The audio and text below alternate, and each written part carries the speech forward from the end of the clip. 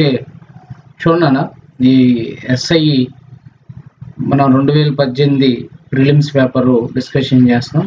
దీంట్లో సెట్ ఏకి సంబంధించి బుక్లెట్ కోడ్ ఏలో నుంచి డిస్కషన్ చేస్తాం. జాగ్రత్తగా ఏనండి. 3 సంఖ్యల మొత్తము 13,680 అనుకుందాం. మొదటి సంఖ్య మూడో సంఖ్యలో 3/5 వంతు. ఇక్కడ 3 సంఖ్యలు అన్నాడు కాబట్టి నేను ఏబిసి తీసుకున్నాను. మొదటి సంఖ్య ఏ, రెండో సంఖ్య బి, మూడో సంఖ్య సి అనుకుందాం. సో మొదటి సంఖ్య మూడో సంఖ్యలో 3/5 వంతు అంటే A/C = 3/5 అంటే A:C = 3:5. అలానే రెండవ మూడవ సంఖ్యల మధ్య నిష్పత్తి రేషియోస్ 4:7 4:7. దీన్ని జాగ్రత్త వాడు ఇక్కడ సి వచ్చేటట్టు చూసుకోండి, ఎందుకంటే లేదు బి లేదు కాబట్టి సి వచ్చేటట్టు. సో C:B రాసుకుంటాను. ఇప్పుడు ఏమవుతుంది, 3 ఏళ్ళు 21, 7 5 35, 5 4 20. దీంట్లో జాగ్రత్త. ఇప్పుడు ఎవడి వాటాన్ని కనుక్కోమన్నాడు, మొదటి సంఖ్య అన్నాడు. మొదటి సంఖ్య 21, మొత్తం కలిపితే 76. సో దీంట్లో నుంచి 13,680. సో మొత్తం క్యాల్కులేషన్ చేస్తే మనకి 21 × 18 3,780 రూపాయలు వచ్చింది. 3,780 రూపాయలు వచ్చింది. Question number 2.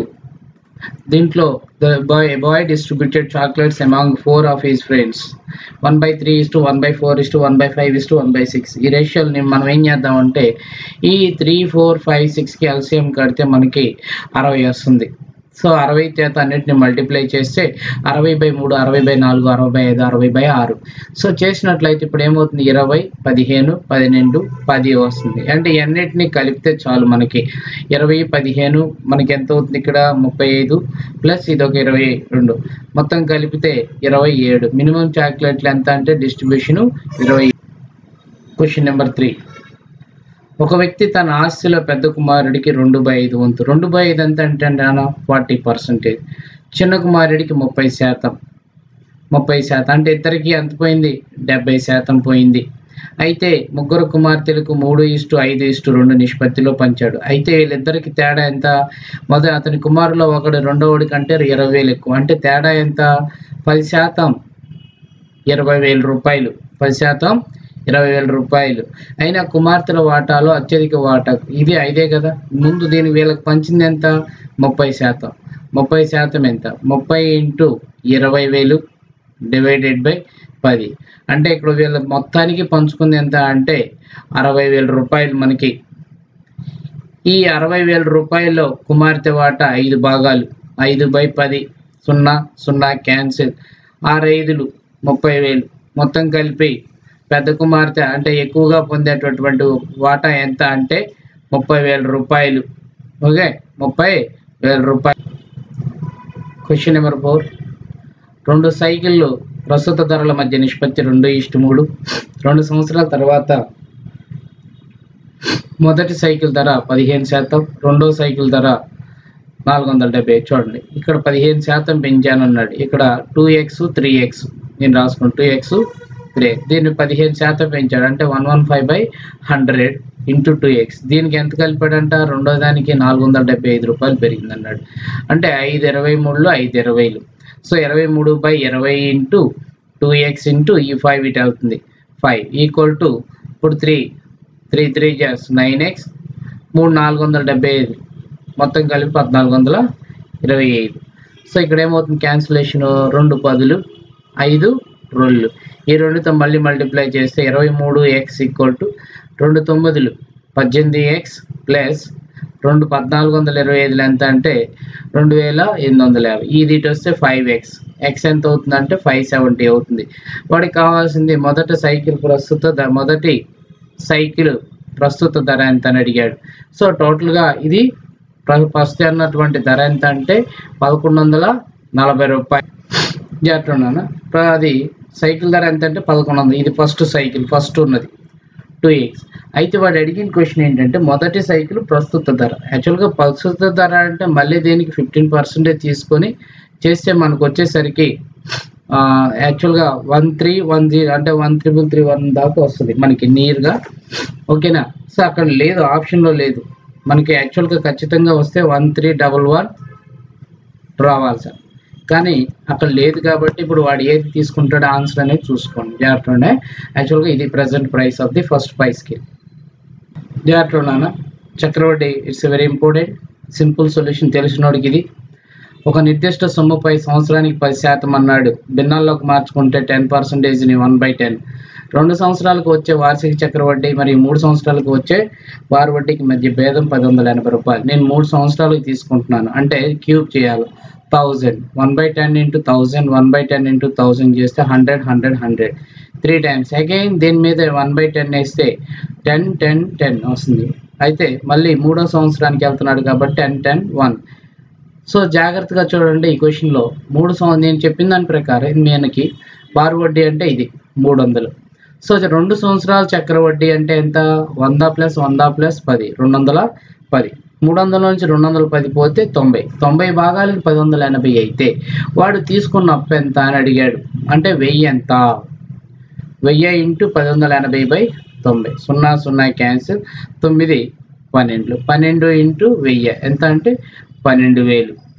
12,000.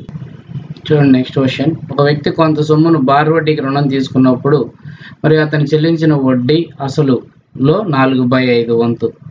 వడ్డీ రేటు మరియు కాల వ్యవధుల పరిమాణం సమానం. ఇలా అయినప్పుడు వడ్డీ రేట్లు కాలాలు సమానమైనప్పుడు మనకి ఒక డైరెక్ట్ ఫార్ములా ఉంది. √n into 100 అంటే ఎన్నో వంతు వస్తుందో దాన్ని. √4/9 into 100 అంటే ఇప్పుడు √4 అంటే ఎంత? 2. √9 అంటే ఎంత? 3. √100 అంటే ఎంత? 10. అలానే 2 into 10 20. 20/3 అంటే ఎంత నాన్న? 6 2/3%. 6 2/3%. Next question. ఒక వ్యక్తి కొంత సొమ్మును 3 సంవత్సరాల కాలము ఒక నిర్దిష్ట రేటుతో బార్ వడ్డీకి రుణంగా తీసుకున్నాడు. అతను ఆ సొమ్మును 2% అంటే సంవత్సరానికి 2% అంటే 3 రెళ్ళు 6% ఎక్కువ వడ్డీ వచ్చి ఉండేది. దానికి గాను వాడు ₹720 ఎక్కువ వడ్డీ చెల్లించాడు. అంటే 6% ₹720 అయితే 100% ఎంత? 100 into 720/6. 6 ఒకట్లు 6 రెళ్ళు 12 into 100 అంటే ఇక్కడ ఏమవుతుంది? మొత్తం ₹12,000. తీసుకున్న అప్పు ఎంత అంటే 12,000. చూడనా. ఓ వడ్డీ వ్యాపారి నుండి సునీల్ సంవత్సరానికి 20% చక్రవడ్డీ రేటుతో ₹25,000 తీసుకున్నాడు. ప్రతి సంవత్సరం అతను ₹5,000 తిరిగి చెల్లించాడు. అలాంటి వాయిదాలు 3టిని చెల్లించిన తర్వాత అతను వడ్డీ వ్యాపారికి ఇంకా అతను చెల్లించాల్సింది ఎంత అని చూడండి. ₹25,000లో 25% 20% అంటే ఎంత నాన్న? 25,000 ఉంటే 20% 5,000. 5,000 కలిపితే ఎంత అవుతుంది మనకి? 1 ఇయర్కి ₹30,000 వెళ్తుంది. మళ్ళీ చివరిలో వాడు ఏం చేస్తున్నాడు? 5,000 తీసేస్తున్నాడు. అంటే ₹25,000 అలానే ఉన్నాయి. అట్లా ఎన్ని సంవత్సరాలు చేసినా వాడు ₹5,000 కడుతున్నాడు కాబట్టి వాడు చెల్లించవలసింది ఫైనల్గా ₹25,000. వాడు చెల్లించాల్సింది ఫైనల్గా ₹25,000. చూడనా నెక్స్ట్ క్వశ్చన్.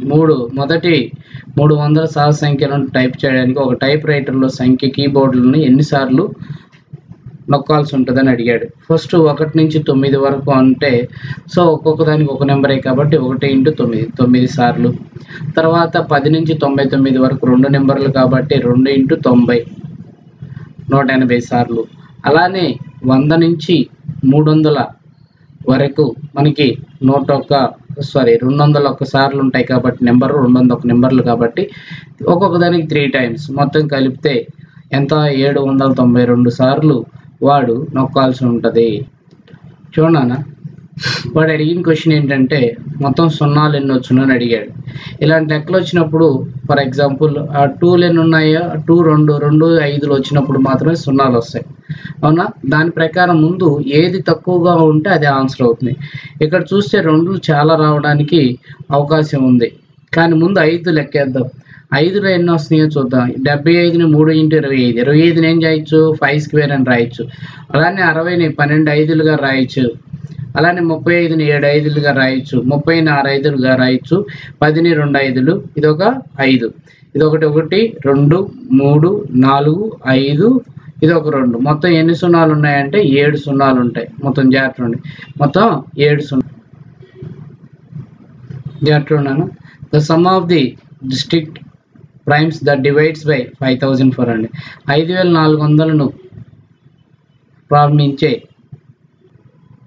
జాగ్రత్త ఉన్నాను. The sum of the distinct prime number that divides 5,400. 5,400 భాగించే విభిన్న ప్రధాన సంఖ్యలు మొత్తం ఎంత అంటే 5,400 ప్రైమ్ నెంబర్స్ వచ్చేటట్టు ఫ్యాక్టర్స్ కనుక్కోవాలి. ఫ్యాక్టర్స్ కనుక్కున్న తర్వాత ఓకేనా